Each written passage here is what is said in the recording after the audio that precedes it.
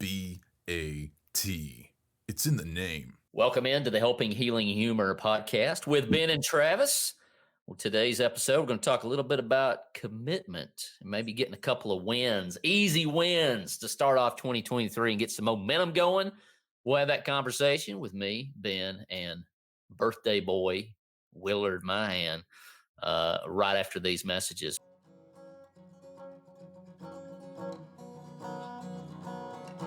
This episode of the Helping Healing Humor podcast is brought to you in partnership with ministryleague.com. We would love for more people to discover this show, so please rate and review us on iTunes or your podcast provider. Feel free to share on your social media and subscribe at benandtravis.com for the free ebook, 28 Days of Focused Living. I'm Travis Creasy. That's All-Pro Counselor Ben Hayes. What's happening? And Will Mahan. What's up? How are y'all? I'm doing great, Will. Thanks for asking. Ben, it's good to have you back on with us. Great to be back on with you. Blake subbed in admirably, but he is no Ben Hayes, although he is Blake Holloman. So as we're speaking of the obvious, we are now in 2023. This is the second episode of 2023. And many of you out there, I'm sure, have recommitted yourselves to something. You know, sometimes it's, you want to lose weight. And what I've learned, Ben, is it's better to be specific about those things. But also, as coaching, when I was a coach, you wanted to give people some momentum. And as I said in the intro, maybe some small wins.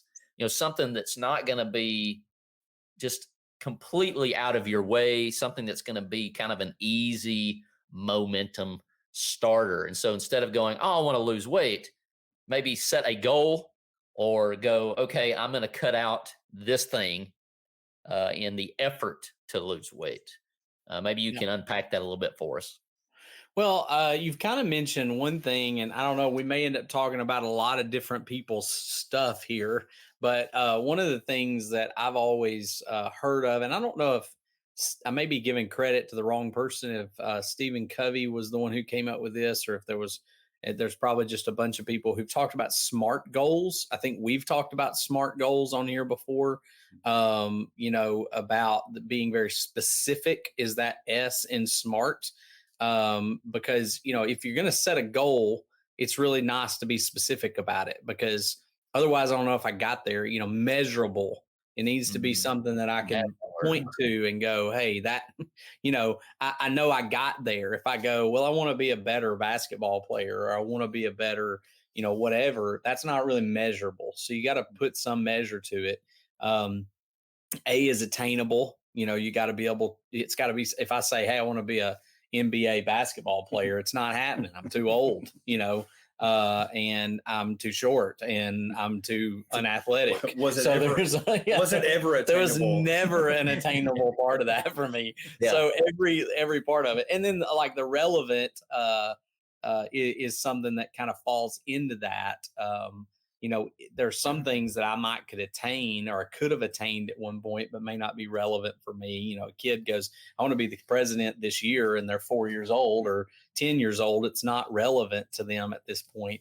And then time sensitive, put a time on it. I want to be better or do something by this time. I think the thing that kind of gets us with these resolutions, it gets me, is it's such a long time. Like a year is a long time. And so I'm almost better at going, okay, I'm going to set a goal of reading a certain amount of stuff this next month than I am, because I feel like once I get behind a month or two, it's like I kept seeing this meme that was shared that says, all right, you've still got time to finish your yearly Bible reading plan that you abandoned in Leviticus, back in January. Yeah. And that's the way I feel. Like sometimes I get to the, 3 months in, and I'm like, I've already lost it. What's the use of going back to it? So I think that SMART goal thing helps a lot. Yeah, absolutely. Will, Ben mentioned specific, measurable, and attainable. And kind of in the last episode, we talked about some things that we maybe our word or our verse. And Ben, that's just a heads up for you, because we'll be coming back to you to kind of share that with us for your 2023, a verse, a word, or both, or whatever maybe you feel is attainable. But Will, what are some things in the past maybe that you had success at attaining, or maybe things that you didn't have as much success as you wanted? What are some things maybe in your life that you've seen? So for me, it was always like, of course, every year I was pretty active through high school and college. Did a lot of sports, involved in the basketball program at Freed Hardeman, a lot of that. So once I got out and I wasn't as active anymore, New Year's was always the time to go, hey, here's the year to get in shape. And when I set that commitment, I always failed at it. But for me, what ended up working the best was when I paid to go run a race. That's when something was attainable, to reward myself. I think sometimes all of our New Year's resolutions are chores, and they're kind of painful, or it's, hey, we're going to sacrifice to lose 10 pounds, or to even read or do things like that. And we look at these as difficult things. And what I always struggled with is, this just isn't enjoyable, so why do it? Yeah. But when I started looking at my life and going, okay, you accomplished something for this month, go reward yourself. I remember the first half marathon I ran. I told Lindsay, I said, if I'm going to do this, I'm going somewhere. Like, I'm not going to Jackson, Tennessee, 30 minutes down the road to run a half marathon. So we flew to the Grand Canyon, and I ran a half marathon out there. And so what I've noticed in my life is when there's something to reward myself, to take some time to take care of me and do something I want to do, I'm a whole lot more energetic towards reaching that goal. And when we're recording this, yesterday was my birthday. And my wife, I've been reading Hamilton's biography, all about Alexander Hamilton, and she's noticed that. And so she bought me tickets to go see Hamilton. And so it was like, okay, the book is 900 pages. Like, I've still got a ways to go, but I've got another month before we go see the Broadway show. So I want to finish it now because there's something waiting for me. And I think sometimes jumping on a scale and knowing that I've dropped 10, 15 pounds is great, but it's not always like rewarding. Yeah. And so I think for me, attaining goals where I'm also able to reward myself in the goal has become a whole lot easier for me to attain with New Year's resolutions and the commitment to that. The other thing, I've started a plan this year where I work out every day for 15 to 30 minutes. And I go, I can find 15 to 30 minutes, and it's no weights. It's all body weight. And I don't need anything for it except myself and the desire to do it. And so, I was reading earlier about how do you keep your commitments? And the number one thing the article talked about was, don't make a lot of commitments. Don't overcommit.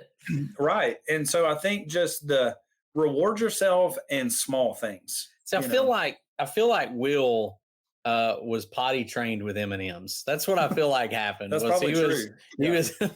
He was rewarded for that. But I mean, honestly, that's true. I mean, we think about the things that we want to do, and we do like to have a reward at the end of it. Mm-hmm. And so, for me, I would have never, ever, ever, ever considered running 13 miles, period.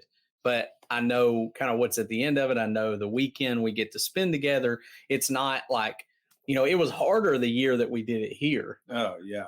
Than it was knowing, okay, I'm going to be in Memphis and running with a bunch of people. Yeah. We're going to see the stuff we do, enjoy it. So I totally agree with you. I think you got to have some motivating factors to do it. Obviously, St. Jude does a good job of making things attainable and relevant. We've spoken at length about, obviously, St. Jude's connection with Cypress, the things that you guys have done there. They put that carrot in front of your face that Will and I love so much about, hey, here's a big weekend to go hang out with your friends, dress like Forrest Gump, and run and be a spectacle. And, even in our own, there's the run that we'll do on July the 8th. Go ahead and get ready for the Batify Freedom 5K, the dodgeball that we're talking about. Those are all relevant. Those are all attainable. And so St. Jude does a great job of both the attainable and the relevant. It's time sensitive too, because you better get that money in at a certain, you can raise it by a certain time and they give you that. And so they're pushing you to do all of those things. So they know what works. I was watching a thing last night. I don't know if y'all have heard of Last Chance University on Netflix. Yeah. Yes, do not go watch it. Do what? Do not go watch it. Yeah, it's not the most Christian-based show at all. But I was watching the coach, because the coaches of those shows are very interesting to me, because they're working with very difficult circumstances, players, all that. And the guy that was coaching the basketball team said, we can either dangle the carrot in front of you and you can see your future, you can see the goals of getting out of this community college, going to play Division I where you want to be, or we can beat you with a stick like they beat the ox with the stick, and we can make you do it.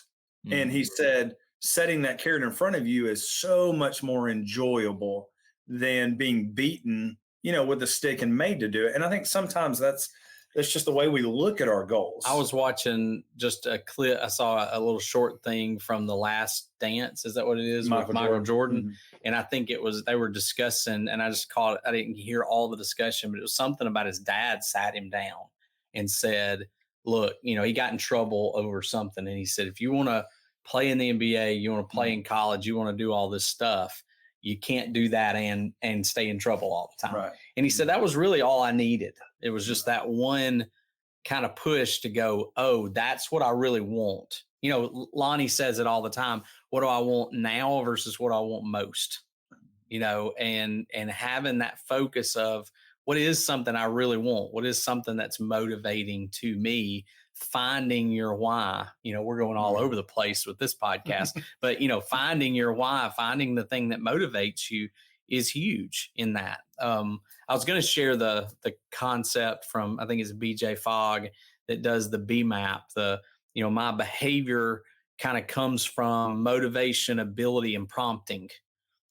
Something that motivates me that I have the ability to do, but sometimes we just need a little prompting. We need an alarm to go off on our phone at a certain time telling us to do it. I've got a friend that every day at 4, maybe 2 times a day, Pickle's phone goes off and it's his prayer time. And he says, and I've been with him and he goes, oh, that's the alarm. Bow with me. He said, I knew I needed to pray more. Yeah. And so I set it as a time. And when my alarm goes off, I don't care if I'm in the middle of work, if I'm doing whatever else, I go, hey guys, stop. We got to pray for a minute. And he does it. And he's been doing it for a while. So sometimes we just need that prompt that kicks us in.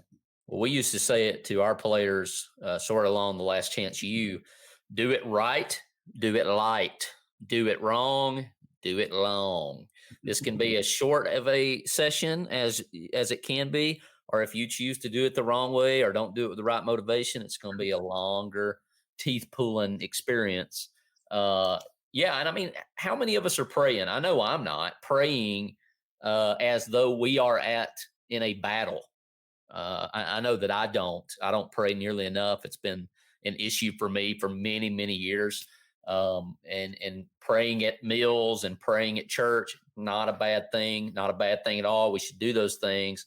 But if that's the only time, I challenge you to do the same thing. I need to do that. I need to set that prompt of, I'm going to go to God. And there is an aspect of it, of a natural, I feel like there's a conversation going on pretty much all day between me and God. I like that. But there's also, that idea of the SMART with the B map when it comes to speaking to God. And so the T, what was the T again on SMART?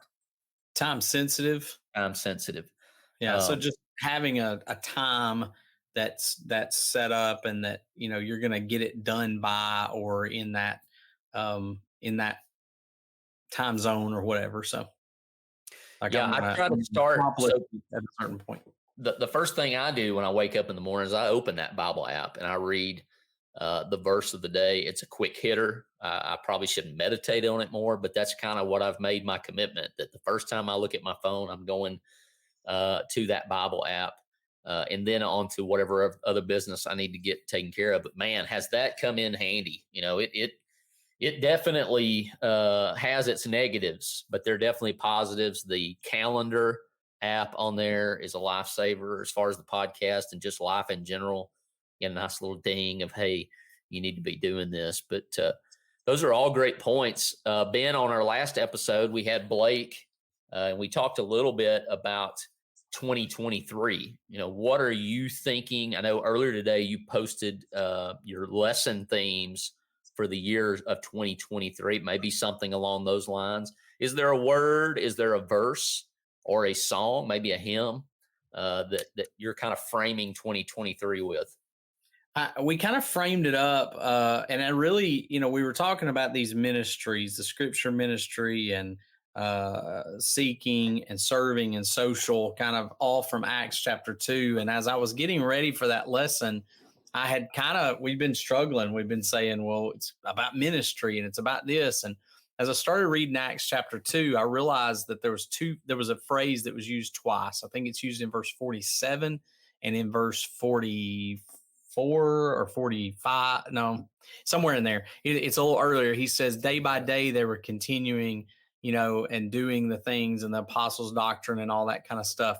That they were doing together. And then again in verse 47, it says, and day by day, the Lord was adding to the church. And so that phrase of day by day, that it's, and I think that for me, I encouraged the kids in chapel this morning with that. I'm trying to encourage myself in that instead of looking at it the year, I just want to look at it as day by day. What am I supposed to do today? Am I serving today? Am I digging in scripture today? Am I seeking someone, reaching out to someone today? Am I fellowshipping with Christians today? And then day by day, thinking of it in a very small window, going back to what we said earlier, like make it a small window. I can do this today. Because when I start thinking about the year, it's overwhelming sometimes. Mm-hmm. But I just want to think about today. So day by day is kind of that's my theme, I guess, in the pulpit this year. But I'm trying to make that kind of my personal theme too. Is even if I messed up yesterday and I didn't do it, well, today I'm going to do it. So day by day. Well, Ben, you kept talking and using the word better. When I was at Douglas High School coaching football, we would have a phrase that we would end every practice. And it's good, better, best. This never let it rest of the helping until your good is better and your better is best. And so that idea of better is kind of our theme in our Facebook group right now. And if you are one of those folks that Ben's talking about, and you need that small time frame, we're taking it day by day in there as we study the book of Hebrews, 31 push-ups, 31 sit-ups, and whatever cardio that you can do. I'm trying to get a mile worth of cardio, whether that's running, walking, riding a bike, and I've been successful so far. So if you don't have a good Facebook group that's just positivity all the time outside of the Dislike Podcast, then we're the place for you. And if you're like me, there's plenty of stuff on social media that I can do without seeing. We try to provide a little corner of the social media atmosphere that is positive and encouraging. The mission of Heritage Christian University is simple. We aim to advance the churches of Christ by equipping servants through undergraduate and graduate programs. HCU produces effective communicators of the gospel, focusing on evangelism and a commitment to Scripture. Heritage Christian University offers the following degrees: Associate of Arts in Biblical Studies, Bachelor of Arts in Biblical Studies, Master of Arts, Master of Ministry, and a Master of Divinity. HCU is accredited by the Association for Biblical Higher Education. Since 1968, Heritage Christian University has offered affordable degrees in biblical studies, allowing graduates to thrive in their ministries without the burden of loan debt. For the spring 2023 semester, HCU is offering full tuition scholarships for all graduate-level students. For more information about Heritage Christian University, visit www.hcu.edu.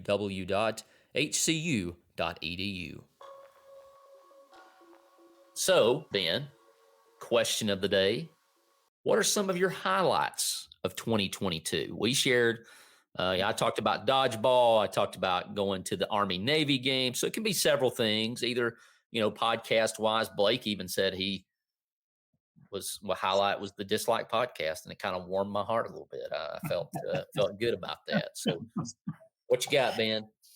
I would have to say there was a couple of things. We took a specific family vacation to Disney World with the kids. That was awesome. We enjoyed that and spending some time away. Disney's fun. We'll be paying for it for the next 40 years. But Disney is a great trip, and that was fun.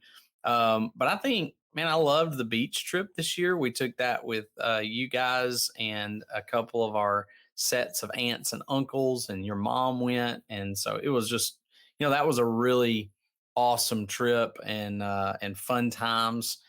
So far, I guess 2022, I've got a senior this year. So we're kind of, the highlight of him graduating, I guess, won't happen and for another couple of months, but starting that senior year off was a pretty cool highlight too.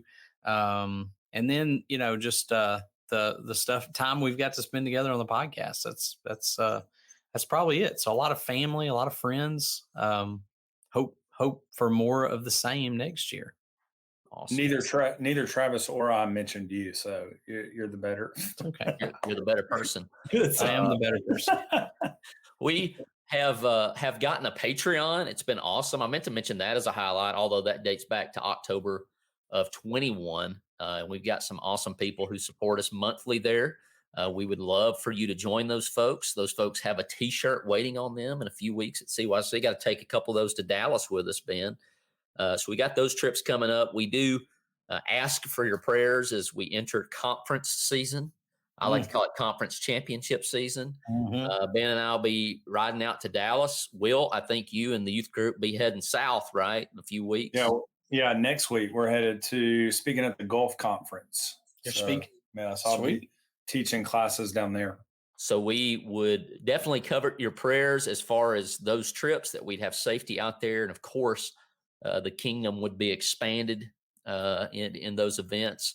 And we hope that if you are attending any of those events, that you would come see us, say hi, and hit Will up and let him know how much you love the podcast and how he is the absolute highlight and all-star of this whole shebangy bang. So we do appreciate that. We do encourage you to share the podcast anywhere that you can do that, as it does help us out a whole lot. And we certainly appreciate all of you.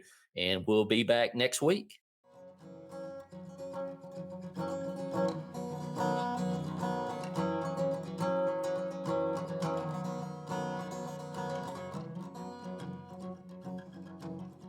Thanks for being with us for this episode of the Helping Healing Humor podcast. Be sure to download our free ebook, 28 Days of Focused Living, at benandtravis.com and receive all of our Helping Healing and Humor extra content directly in your inbox. We look forward to having you join us at the same Ben and Travis time, same Ben and Travis channel.